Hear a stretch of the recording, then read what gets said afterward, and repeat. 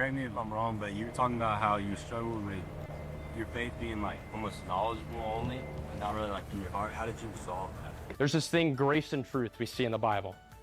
If we have too much grace in our lives, we endorse sin, and we allow sin to slide. And when we have too much grace in our lives, if we find ourselves endorsing other people's sin, we probably have sin in our own life that we're endorsing and letting slide too. But if we have too much truth, we not only crush people, but crush ourselves. So what's the balance? Love. That's what I was missing. So all of 2023 in my life was grace, grace, grace, grace, grace. I was like, oh man, sin's got nothing on me. And I thought too little of the devil.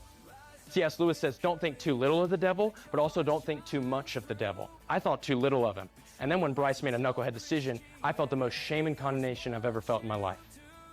And then in 2024, it was all knowledge. I was like, I need to read enough books. I need to read the Bible as much as I can. I need to study, study, study. And we fall into this trap of, I've got to build my own Tower of Babel to God, to know him so well.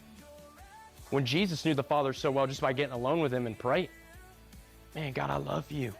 Thank you, God, for giving me this life and communicating with him and talking to him. Love. Because when we have love, we're able to show enough grace, but also give truth in the situations. And so that's something I'm learning right now. It's not a bad thing to read books. It's not a bad thing to learn these things. But it's kind of like with, before I became a Christian, someone told me, man, you just need religious structure in your life and you'll be good. So I looked in every religion outside of Christianity. No religious structure worked in my life. Because if I thought to myself, if I have a hole in my heart and we live in a broken world and I can't fix the hole in my heart in a broken world, how could I ever work to perfection? Impossible.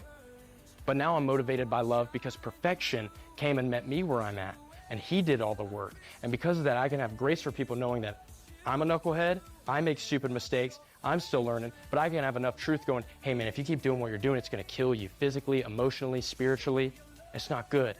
And so the balance of having too much head knowledge or being too much grace is love.